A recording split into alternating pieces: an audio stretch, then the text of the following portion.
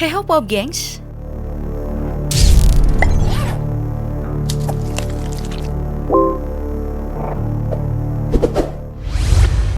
berita gini atau kayak gini tentu udah gak asing.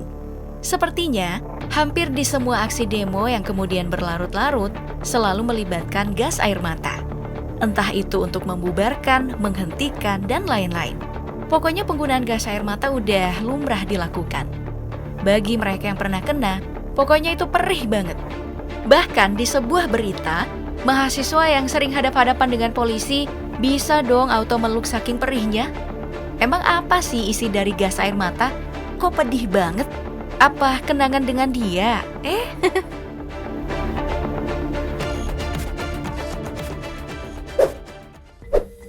Nah, kalau masalah isi, gas air mata itu diisi dengan berbagai senyawa kimia. Mulai dari potasium nitrat, silikon, sukrosa, potasium klorat, magnesium karbonat, hingga arang yang menjadi pemicu datangnya asap. Namun, semua ini nggak ada artinya jika tak ada senyawa kimia yang bernama lakrimator. Dalam penggunaannya, ada beberapa lakrimator yang menjadi bahan utama di dalam gas air mata. Mulai dari 2-klorobenzal malononitil atau CS, dibenzazosepin atau CR, dan juga kloroacetopenon atau CN. Nah, semua senyawa ini bersifat elektrofilik yang sangat reaktif dengan protein TREP1 atau transient receptor potential ankyrin 1. Protein hampir ada di semua tubuh hingga saraf manusia.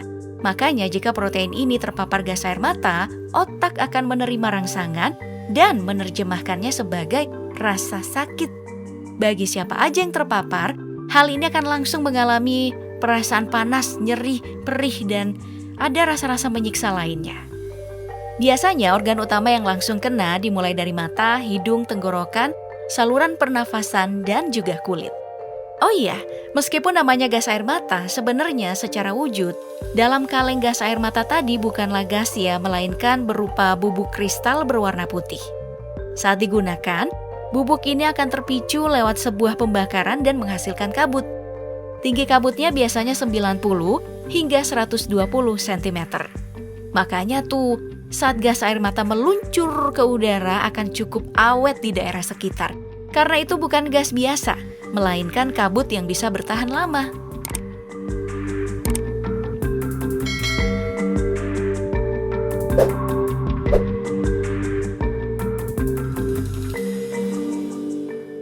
Saat terpapar langsung dengan gas air mata, sensasinya itu biasanya akan bertahan selama 15 hingga 30 menit. Tergantung seberapa lama dan seberapa dekat orang tersebut dari sumber ledakan. Ada banyak hal yang bisa terjadi saat seseorang terpapar gas air mata bergantung reseptor yang menerima rangsangan. Menurut CDC atau Center for Disease Control and Prevention, gas air mata bisa menimbulkan produksi air mata yang berlebihan. Mata terasa terbakar hingga pandangan kabur. Selain itu ada juga efek seperti pilek, kesulitan menelan, sesak nafas, batuk, hingga perasaan tercekik. Nah, yang lebih bahaya lagi, ada juga efek yang menakutkan yang bisa ditimbulkan seperti kebutaan glaukoma yang harusnya baru dialami menjelang umur 40 tahun, bahkan sampai dengan gagal nafas yang bisa menyebabkan kematian. Makanya bagi mereka yang punya risiko terpapar gas air mata berlebih seperti wartawan yang meliput, harus memiliki pertahanan untuk mengurangi sensasi gas air mata. Nah, ada banyak rumor tentang hal yang bisa mengurangi sensasi tersebut. Kamu pasti akrab dengan foto-foto kayak gini atau yang ini. Memakai odol atau membasahi kepala dipercaya bisa mengurangi efek dari gas air mata.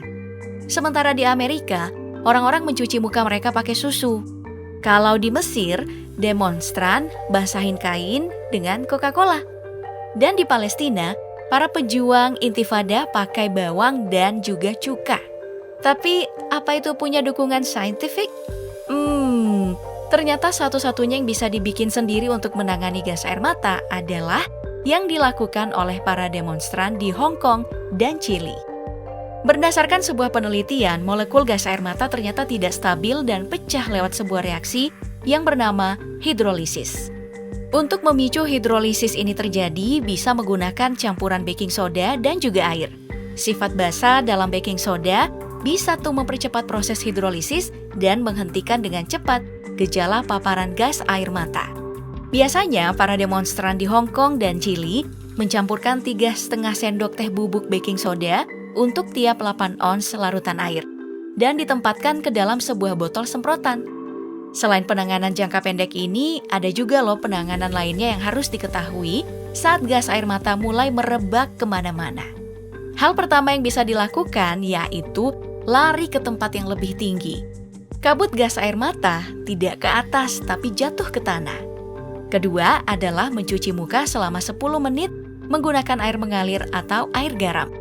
Sesaat sampai di rumah, usahakan di luar rumah kamu udah membuka baju, sepatu, dan juga segala hal yang terpapar sebelum kamu masuk ke rumah. Setelah itu baru deh masuk ke rumah untuk mandi dengan air dingin minimal 30 menit. Jangan sampai mandi pakai air hangat ya, karena bisa membuka pori-pori dan akhirnya membuat sensasi terbakarnya itu berkelanjutan. Oh iya, karena sisa gas air mata bisa bertahan hingga 5 hari, pakaian yang digunakan jangan sampai bercampur dengan pakaian lainnya untuk dicuci ya, karena bisa menimbulkan sensasi gatal. Bicara soal penanganan gas air mata, cara demonstran di Hong Kong ini keren banget loh.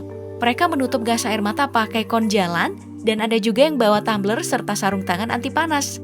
Selain butuh nyali, juga butuh kejeniusan pop gengs.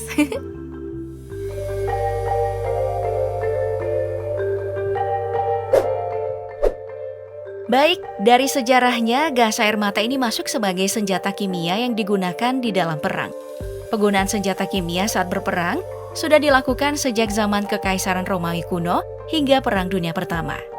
Dampaknya tentu buruk karena bisa membuat kematian massal dan juga mempengaruhi hidup seseorang secara permanen. Makanya setelah Perang Dunia Pertama, muncullah perjanjian Chemical Weapon Convention yang mengatur batas penggunaan senjata kimia di sebuah peperangan atau kericuhan. Nah, perjanjian ini nih yang kemudian memberikan pengecualian pada gas air mata yang sudah digunakan sejak tahun 1914. Dan juga semprotan cabai atau pepper spray yang juga bisa menimbulkan rasa perih. Pengecualian ini disebabkan fungsi gas air mata efektif dalam melakukan pengendalian kerusuhan atau riot control agent. Dalam jumlah besar kabut yang ditimbulkan gas air mata juga dianggap tidak akan menimbulkan dampak kesehatan yang besar.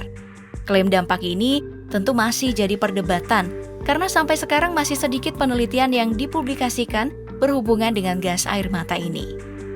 Oke, itu tadi konten pembahasan kita tentang gas air mata.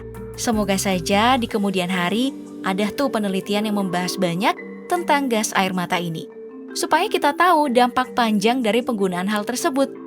Segitu dulu buat hari ini dan sampai jumpa di video berikutnya.